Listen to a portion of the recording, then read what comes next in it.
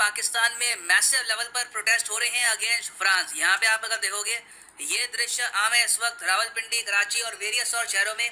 यहाँ पे आप देख पाएंगे साइन में लिखा हुआ है बॉयकॉट फ्रेंच प्रोडक्ट्स। फिर ये कह रहे हैं कि जो फ्रांस के ऑनवॉय हैं टू पाकिस्तान, इनको किक आउट कर दो, इनको बाहर निकाल दो देश से, और जो पाकिस्तानी ऑनवॉय हैं टू फ्रांस, इनको वापस बुला लो। और यहाँ पे इन पर्टिकुलर जो फ्रेंच ऑनवॉय हैं टू पाकिस्तान, इनको बाहर निकालने की जो डिमांड है ये काफी स्ट्रॉन्ग है। यहाँ पे आप देख पाओगे इस टाइप के प्रोटेस्ट पाकिस्तान में कई, मैं कहूँगा, सालों में नहीं हुए हैं। और इवन यहाँ पे दिख रहा है कि जो कॉमन लोग हैं वहाँ पर वो भी पार्टिसिपेट कर रहे हैं इन प्रोटेस्ट में। अब इस सब का रीजन क्या है? वेल देखो, फ्रांस ने वैसे पाकिस्तान को काफी रीजंस दिए हैं प्रोटेस्ट करने के लिए in the last few years. आप अगर नोटिस करें, जब पुलवामा हमला हुआ था तो फ्रांस उन गिने चुने देशों में से था जो खुलकर इंडिया के सपोर्ट में आया था। और उस वक्त फ्रांस ने पाकिस्तान की आलोचना भी करी थी कि वहाँ पे टेरर फंड होता है, टेररिज्म वहाँ पे अभी भी ग्रो कर रहा है। उसके अलावा जब चाइना और पाकिस्तान ने कोशिश ये करी कि आर्टिकल 370 के एब्रोगेशन के बाद कश्मीर इश्यू को उठाया जाए at the UN security council, तो वहाँ पर यूएस के साथ फ्रांस एक बहुत ही इंपॉर्टेंट देश था जिसने पाकिस्तान और चाइना को ब्लॉक किया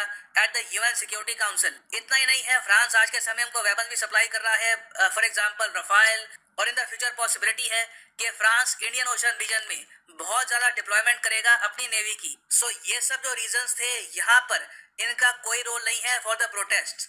ये जो प्रोटेस्ट हो रहे हैं they are over the cartoon of prophet Muhammad. France में एक न्यूज़पेपर है चार्ली हेब्डो के नाम से, इन्होंने फिर से 2020 में प्रॉफिट मोहम्मद का एक काफी ऑफेंसिव कार्टून पब्लिश किया है। तो इसको लेकर पाकिस्तान में प्रोटेस्ट हो रहे हैं इस वक्त। और अजीब बात यह है कि ऑल्दो जो ये पब्लिकेशन है इस कार्टून की, इसको कंडेम किया है ओआईसी ने, उसके अलावा वेरियस और कंट्रीज ने, टर्की ने भी कंडेम किया है, मगर जिस लेवल के प्रोटेस्ट पाकिस्तान में हो रहे हैं, इस लेवल के प्रोटेस्ट शायद आपको किसी भी और मुस्लिम कंट्री में ना दिखें। सो डिस्कस करते हैं इस टॉपिक को, बहुत कुछ आपको जानने। तो जो ये चार्ली हेब्डो का केस है, ये बहुत ही ज्यादा सिंप्लीफाइड लैंग्वेज में क्रोनोलॉजी के साथ मैं आपको समझाता हूँ कि हुआ क्या था। 30 सितंबर 2005 को डेनमार्क में इनका एक न्यूज़पेपर है जाइलैंड्स पोस्टन, इन्होंने 12 एडिटोरियल कार्टून्स पब्लिश कर दिए प्रॉफिट मोहम्मद के। नाउ अगेन यहाँ पे आपको समझना होगा कि इस्लाम फेथ में प्रॉफिट मोहम्मद बहुत ही ज़्यादा इंपॉर्टेंट फिगर है, उनको काफ़ी रिस्पेक्ट दी जाती है। और ये भी स्पेसिफिकली बोला जाता है कि किसी टाइप की इमेज में उनके अपीयरेंस की डिस्क्रिप्शन होगी नहीं। और यहाँ पर तो इस डैनिश न्यूज़पेपर ने तो काफ़ी ऑफेंसिव तरीके से इनको पोर्ट्रे किया था इन देयर कार्टून्स। अब यहाँ पे आप अगर पूछेंगे तो डेनमार्क का न्यूज़पेपर ऐसा क्यों करेगा?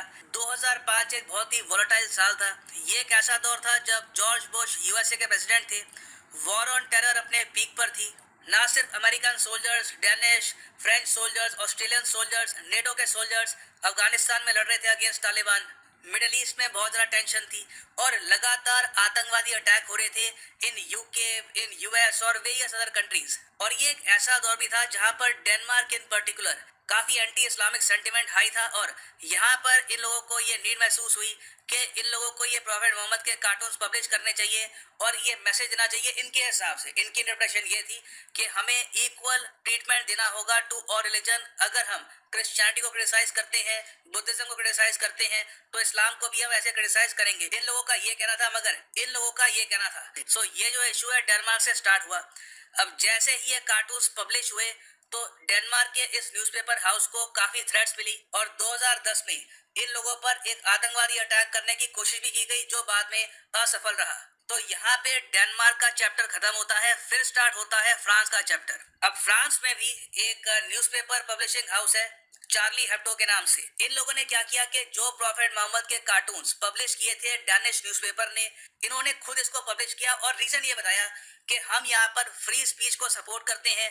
जिस तरीके से आतंकवादी धमकी दे रहे हैं डैनिश न्यूज़पेपर को, हम यहाँ पर डेनमार्क के साथ खड़े हैं। तो ये कहकर चार्ली हेब्डो ने रीप्रिंट कर दिए वो कंट्रोवर्शियल कार्टून्स। और उसके बाद से चार्ली हेब्डो को भी धमकी मिली कि इन्होंने ये कैसे कर लिया, इन पे भी अटैक होगा। और इन पर अटैक हुआ भी जनवरी 2015 में। 9 साल बाद आतंकवादियों ने 9 साल तक ये बात भूली नहीं। और 9 साल बाद 2015 में चार्ली हेब्डो के जो ऑफिस थे वहां पर आतंकवादियों ने अटैक किया और यहाँ पे चार्ली हेब्डो के 8 एम्प्लॉयज मारे गए।